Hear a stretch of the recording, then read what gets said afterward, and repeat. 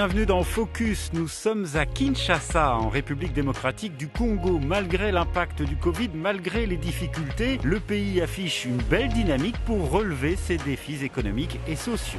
Ici au Congo, 60% de la population a moins de 20 ans. C'est tout simplement l'un des pays les plus jeunes au monde. Et depuis 1 an et demi, l'école primaire est de nouveau gratuite pour tous. Une mesure qui a permis à près de 4 millions d'enfants de retrouver le chemin de l'école. Exemple concret dans cette école où les effectifs ont été multipliés par 2. Dans cette classe, la gratuité a considérablement amélioré le quotidien et l'optimisme des enfants. Je viens à l'école, je ne paye pas, on ne me chasse pas. Et qu'est-ce que tu veux faire comme métier? Je vais être un magistrat. Ces derniers mois, l'école a dû faire face à un afflux soudain d'élèves, une situation certes parfois délicate, mais pour le responsable de l'école primaire, le bilan est très encourageant.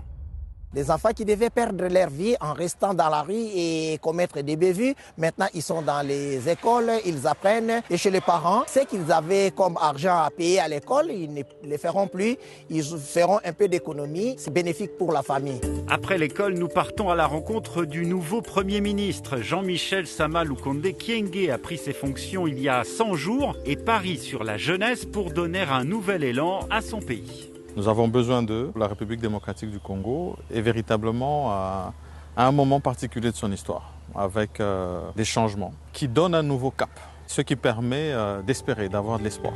Le FMI vient d'ailleurs d'accorder une facilité de crédit d'1,5 milliard de dollars à la RDC. En contrepartie, les autorités se sont engagées dans un vaste processus de réforme. Objectif, améliorer le climat des affaires et garantir une croissance économique durable. D'abord, c'est la facilitation en termes de création d'entreprises.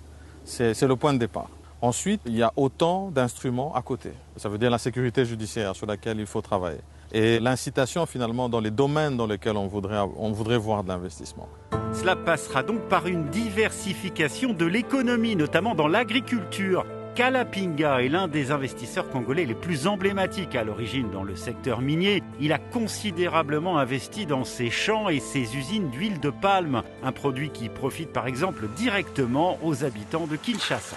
Les 20 millions d'habitants sont principalement nourris avec des produits agricoles qui sont importés, mais nous avons la terre, nous avons le climat, nous avons les gens, en tout cas c'est pas la main-d'œuvre qui manque. Il y a bien sûr des défis à relever, trouver des investisseurs sur le long terme, modifier certaines règles légales ou encore développer les infrastructures. Cela dit, le pays dispose d'un atout majeur. Nous avons ce que moi je qualifie la plus belle, la plus longue et la plus grande autoroute du monde, le fleuve Congo. Autre secteur qui se développe, le numérique. Dans cette école, comme dans plus de 6000 à travers le pays, les enfants et les professeurs utilisent School-App, une tablette éducative développée par une start-up congolaise. On a des interros, des exercices et au moment du confinement, on utilisait lorsqu'on restait à la maison.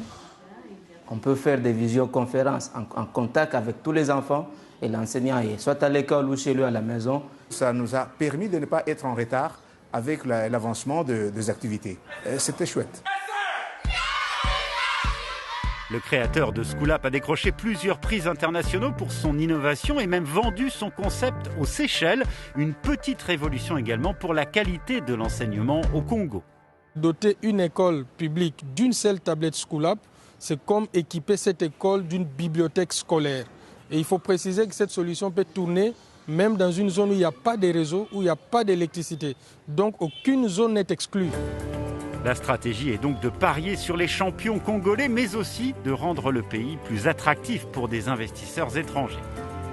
N'oubliez pas que la République démocratique du Congo, c'est ce grand pays au centre de l'Afrique, avec non seulement un marché interne important, parce qu'on parle de près de 100 millions d'habitants, mais c'est finalement 9 pays limitrophes et donc vraiment une courroie entre l'Afrique australe et puis l'Afrique du Nord et l'Afrique de l'Ouest. Le Congo affiche des prévisions de croissance de près de 5% pour 2021 et tous ceux que nous avons rencontrés nous ont parlé de leur même détermination à surfer sur cette nouvelle dynamique. Nous pouvons dire aujourd'hui au monde qu'au Congo, nous avons des jeunes qui s'acharnent à pouvoir donner une image favorable au pays. Donc nous voulons travailler pour continuer à transformer notre pays. Je crois au Congo, je crois à son potentiel et on est venu pour travailler et se battre. Lorsqu'on regarde les différents indicateurs, toutes les flèches sont montantes. Tous les jours, nous prenons des décisions importantes qui vont dans le bon sens. Bon, pour moi, c'est très motivant et je voudrais vraiment qu'on reste dans cette direction-là, cette direction montante qui va finalement permettre au pays de décoller du point de vue économique et améliorer le social de tous les Congolais.